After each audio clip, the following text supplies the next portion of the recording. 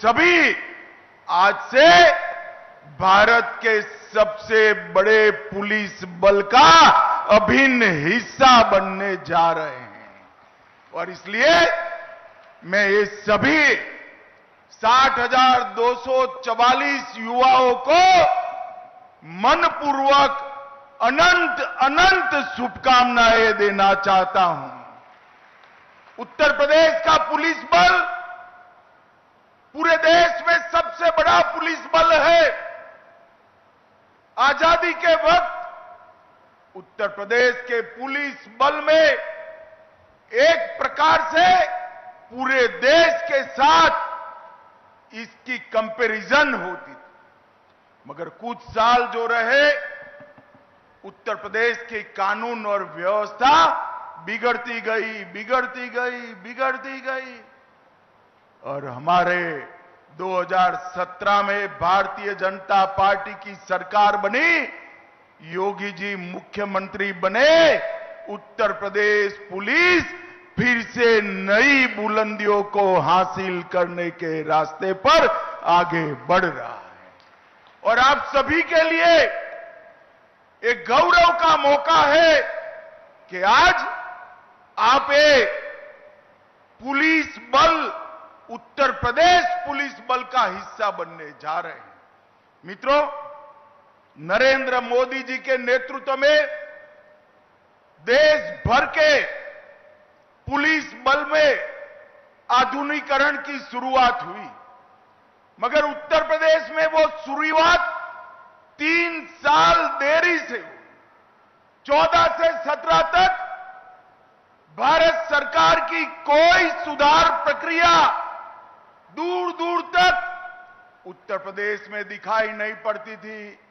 17 में योगी जी मुख्यमंत्री बनने के बाद उत्तर प्रदेश पुलिस में भी सुधार की प्रक्रिया शुरू हुई। पहले के जमाने में कई सारी भर्तियां भी हुई, इस प्रकार की रैली भी हुई।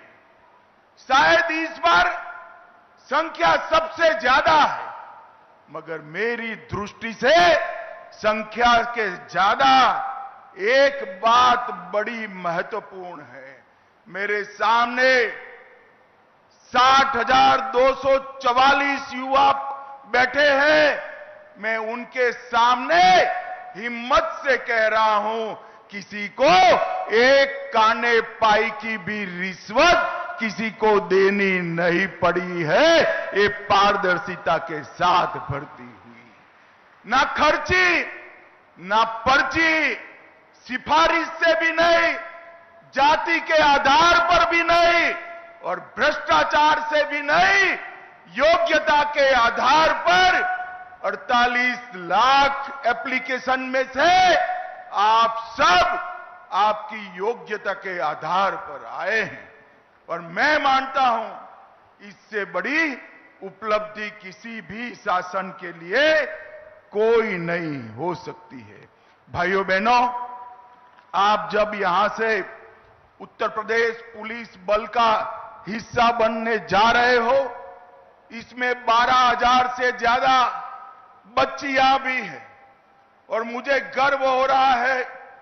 बच्चियों को जब मैं यहां मिला, उनका हौसला, चेहरे पर आत्मविश्वास और चेहरे पर आनंद देखकर मन को बड़ा सुकून मिलता है कि हमने जो आरक्षण की व्यवस्था बच्चियों के लिए की, महिलाओं के लिए की, इसका 100% अनुकरण उत्तर प्रदेश में हुआ है। और मित्रों, आप ऐसे समय पर उत्तर प्रदेश पुलिस का हिस्सा बन रहे हो जब उत्तर प्रदेश नवनिर्माण की ओर आगे बढ़ रहा है। ये 17 से 25 की यात्रा और मोदी जी की 24 से 25 की यात्रा, ये भारत के अंदर परिवर्तन का काल है। और मोदी जी के शब्दों में मैं कहूं तो आप अमृत काल में यूपी पुलिस से जुड़ने जा रहे हैं। और मित्रों, हम मंच पर बैठे हैं, उसमें से बहुत कम लोग होंगे जो 2047 में देश को देखते होंगे, परंतु आप सभी तो होंगे। मैं आज आपको भरोसे से कहता हूं 2047 में हमारा देश दुनिया में सर्वप्रथम नंबर पर होगा, सर्वप्रथम नंबर पर। और उसमें हमारे उत्तर प्रदेश का योगदान सबसे बड़ा होना चाहिए। सिर्फ आबादी बढ़ी है इतना नहीं, चाहे औद्योगिक क्षेत्र में योगदान हो, शिक्षा के क्षेत्र में योगदान हो, कानून और व्यवस्था की बात हो, इंफ्रास्ट्रक्चर बनाना हो, हर गांव तक, हर घर तक बिजली पहुंचानी हो, नल से जल पहुंचाना हो, हर क्षेत्र में मोदी जी के नेतृत्व में योगी जी ने सफलतापूर्वक योजनाओं को नीचे पहुंचाकर एक परिवर्तन का आगाज किया है। अब आप ये यूपी को विकसित के साथ साथ सुरक्षित बनाने का जिम्मा आप सभी का है। मित्रों, आज तक जाति के आधार पर भर्तियां होती थी और तकनीक की कोई ताकत नहीं थी। तकनीक से आप सभी को ताकत मिली है। ट्रांसपेरेंसी से, टेक्नोलॉजी के कारण ट्रांसपेरेंसी से आप सबकी नियुक्ति हुई है। अब कैमरे भी है, कंट्रोल रूम भी है, कमांड सेंटर भी है, पीसीआर वान भी है और 150 से ज्यादा ऑन व्हील एफएसएल के यूनिट भी लोगों को न्याय दिलाने के काम में लगे हैं। आप सभी ने इसी को आगे ले जाना है। सुरक्षा, सेवा और संवेदनशीलता, इस तीनों के मंत्र के साथ आप आगे बढ़ेंगे, इसका मुझे भरोसा है। भाइयों बहनों, भारतीय न्याय संहिता, भारतीय नागरिक सुरक्षा संहिता और भारतीय साक्ष्य अधिनियम, ये तीनों कानून मैं आज आपके सामने बोलकर जाता हूं। 5 साल के अंदर देश में ऐसी स्थिति आएगी कि कोई भी एफआईआर हुआ, वो एफआईआर का सुप्रीम कोर्ट तक न्याय नागरिक को 3 साल के अंदर मिल जाएगा। इस प्रकार की व्यवस्था बनने जा रही है और आप इसका हिस्सा बनने जा रहे हैं। नफीस, सीसीटीएनएस, आईसीजेएस और फोरेंसिक साइंस की सारी सुविधाएं तकनीक के आधार पर न्याय को आगे बढ़ाने की व्यवस्था करनी है।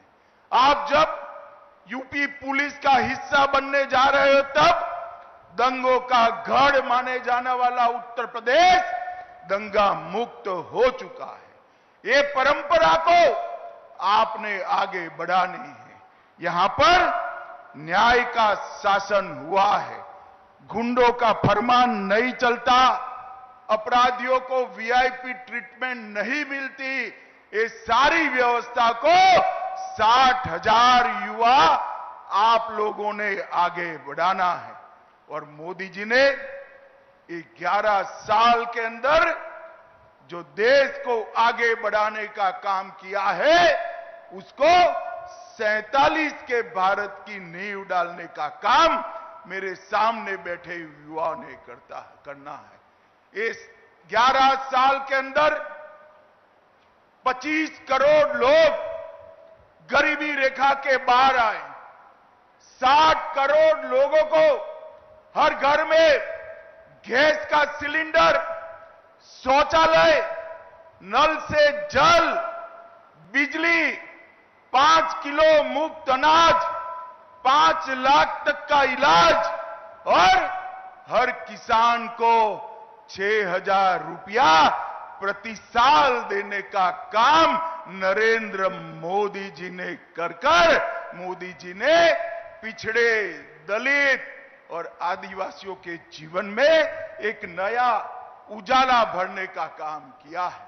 और मित्रों, जब मोदी जी आए हमारे देश का अर्थतंत्र दुनिया के अर्थतंत्र में 11वें तालिका पर था और आज 11 नंबर से आगे बढ़कर चौथे नंबर तक हम पहुंच चुके हैं मित्रों, चौथे नंबर पर पहुंच चुके हैं। और हम पर 200 साल राज करने वाले अंग्रेज आज अर्थतंत्र की तालिका में हमसे नीचे पहुंचे हैं। और आप युवाओं भरोसा लेकर जाइए, 2027 तक हमारा देश तीसरे नंबर का अर्थतंत्र बन जाएगा, दुनिया में तीसरे नंबर का अर्थतंत्र। हर युवा को मौका, नई शिक्षा नीति, रोड से जुड़े हुए शहर, 150 से ज्यादा एयरपोर्ट, 143 से ज्यादा शहरों में मेट्रो ट्रेन और युवाओं को कंप्यूटर से लैस कर देश को आगे ले जाने की पूरी कवायद नरेंद्र मोदी जी ने की है। तो आप यहां पर गृह मंत्री अमित शाह को सुन रहे थे। उत्तर प्रदेश का योगदान हमेशा से ज्यादा रहा। अपनी कई बातों में उन्होंने उत्तर प्रदेश में जो युवा हैं, जिस तरह से पुलिस में योगदान दे रहे हैं, जिस तरह से पुलिस वहां पर अब अपराध मुक्त करने के लिए उत्तर प्रदेश को कार्य करी है, उसका जिक्र करते हुए दिखाई दिए हैं। और इसी के साथ उन्होंने कहा, ना खर्ची ना पर्ची ना सिफारिश, अब सिर्फ योग्यता के आधार पर जो है वो नौकरी मिलती है। उत्तर